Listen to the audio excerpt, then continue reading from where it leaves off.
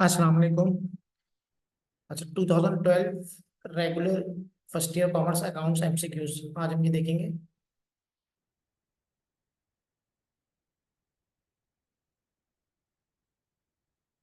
चलो बच्चों स्टार्ट करते हैं। पहला एमसीक्यूज क्या है? Net profit is transferred to. Net profit जो होता है हमारा वो कहाँ ट्रांसफर होता है? आप सबको पता है, जब बैलेंस शीट बनाते हैं तो उसके अंदर प्रॉफिट को हम ऐड करते हैं किसमें? कैपिटल में। ये ऑनर्स इक्विटी आप कह रहे हैं। ऑप्शन ए क्या है? Honours equity, capital account, drawing account, cash account, purchase account. तो बच्चों इसका करेक्ट ऑप्शन है ए, ऑनर्स इक्विटी, यानी फर्स्ट करेक्ट ऑप्शन ए है हमारा। सही है, आसान एमसीक्यूज था। Normally this is a debit balance. इसका डेबिट बैलेंस होता है लोन टू अली। अली से लोन लिया है, जब अली से लोन लेंगे तो ये तो हमारी लाइबिलिटी है, तो ये तो हो नहीं सकता। Sorry, loan to Ali, Ali को लोन दिया है। सही है, ये हमारा रिसीवेबल है, एसेट है। लोन फ्रॉम आतिफ, आतिफ से लोन लिया है, ये हमारी लाइबिलिटी है। बैंक ओवरड्राफ्ट हमारी लाइबिलिटी है। परचेज डिस्काउंट हमारा रेवेन्यू है।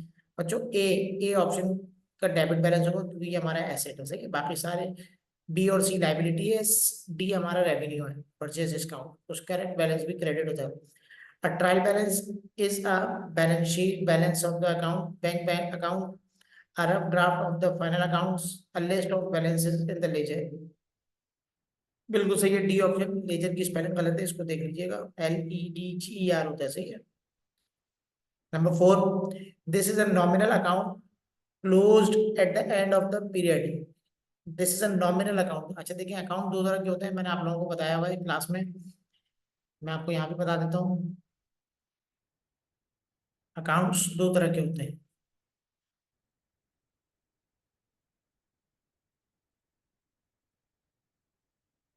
अकाउंट्स एक होते हैं रियल अकाउंट्स, जो कि कौन से हैं? एसेट्स,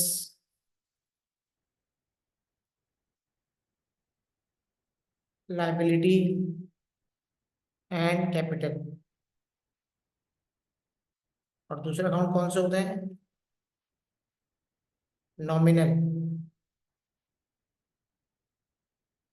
नॉमिनल अकाउंट्स कौन से होते हैं बच्चों? Revenues and expenses. याद रखिएगा, ये दो तरह के अकाउंट्स होते हैं।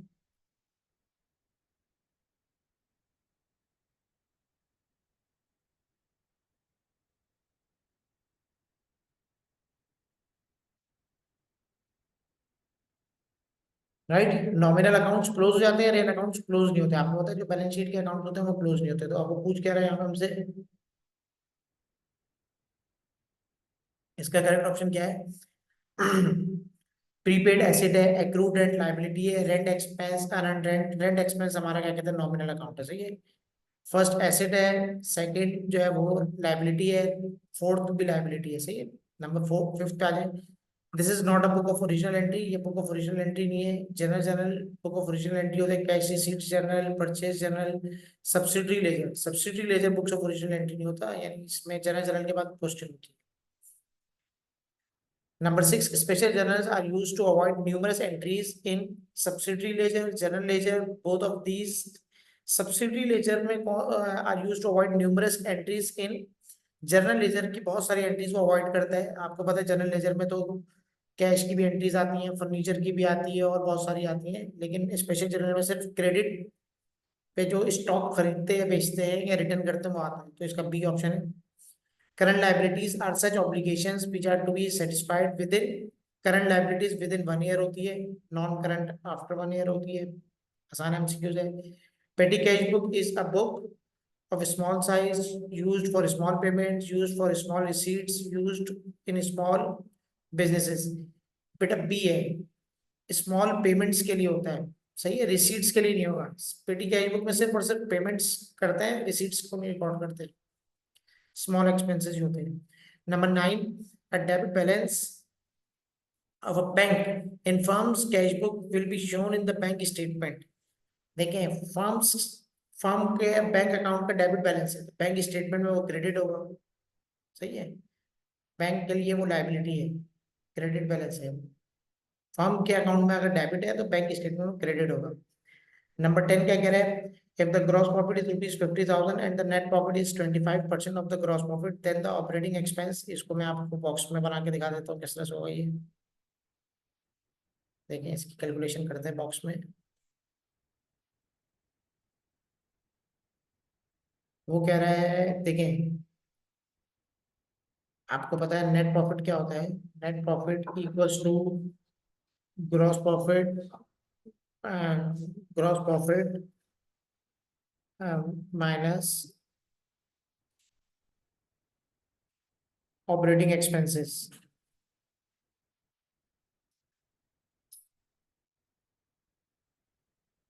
ये फॉर्मूला होता है, सही है। नेट प्रॉफिट का फॉर्मूला ये होता है, आप सबको पता है। अब हमें क्वेश्चन में क्या दे रहा है, देखिए क्वेश्चन में वो कह रहा है कि नेट प्रॉफिट क्या है, 25% ऑफ ग्रॉस प्रॉफिट। तो 50,000 का 25% निकाल लीजिए, 50,000 का 25% होगा 12,500, इक्वल्स टू ग्रॉस प्रॉफिट कितना है 50,000 माइनस ऑपरेटिंग एक्सपेंसेस। सही है। अब अगर आप मैं इस इक्वेशन को सॉल्व करूंगा तो ये माइनस का ऑपरेटिंग एक्सपेंस अगले स्टेप में इधर आगे प्लस का हो जाएगा, और 50,000 माइनस 12,500। तो बच्चों आंसर क्या आएगा,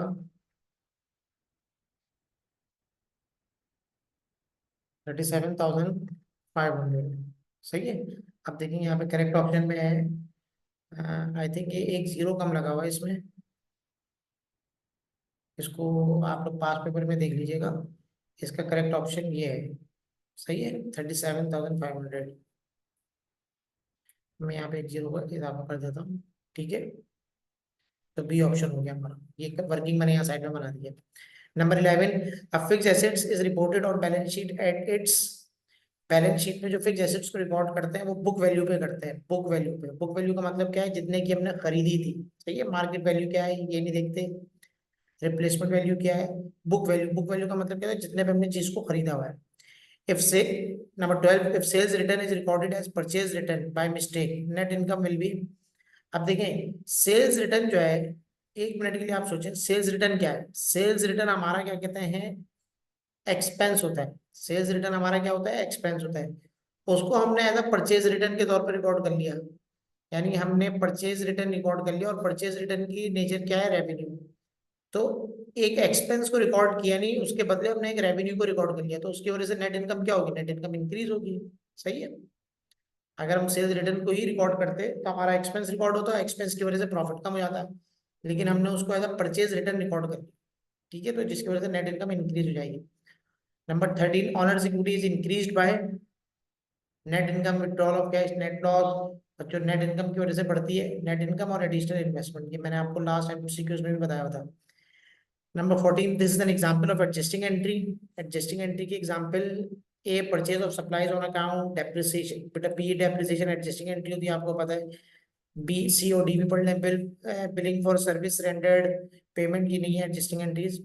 number 15, this financial statement is based on the accounting equation, accounting equation पे बेस्ड कर दी है।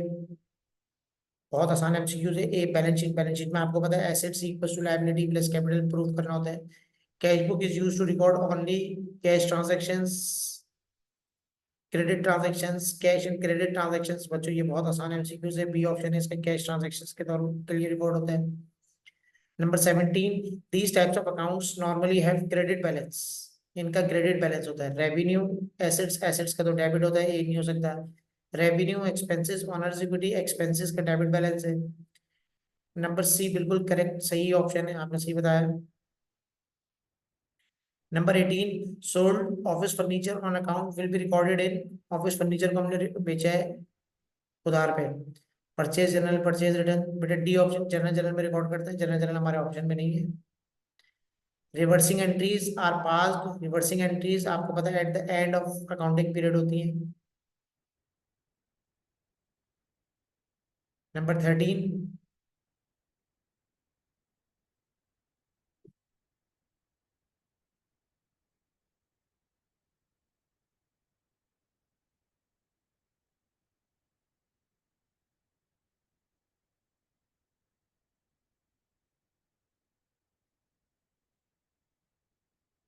एक सेकेंड, ये थोड़ा सा प्रॉब्लम हो गई है।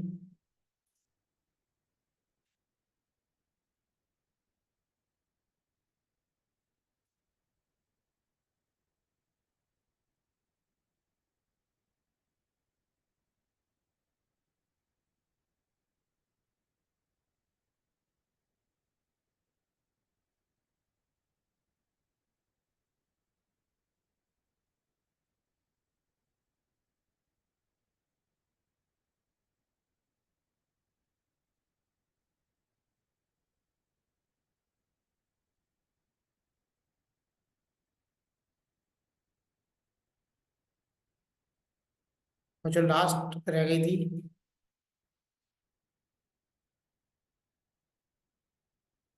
Sales are equal to, sales आपको पता है किसके बराबर होती है? इसको भी देखेंगे। अभी हमने आपके सामने मैंने एक वो बनाया था, बॉक्स बनाया था। मैं बॉक्स को यहाँ कॉपी करता हूँ।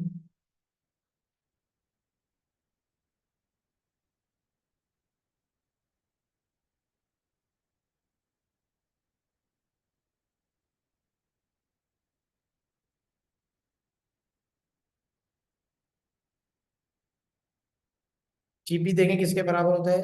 GP equals to sales minus cost of goods sold. अब हमें क्या कहते हैं, सेल्स के बारे में बताना है। तो देखिए मैंने क्या किया, सेल्स, सेल्स को जब इधर लेकर आ जाएंगे तो ये क्या हो जाएगा, माइनस सेल्स, और ग्रॉस प्रॉफिट जब उधर चला जाएगा, नहीं आप इसको इस तरह से रखें कि मैं अगर GP cost of goods sold को इधर ले आऊं तो वो प्लस का हो जाएगा,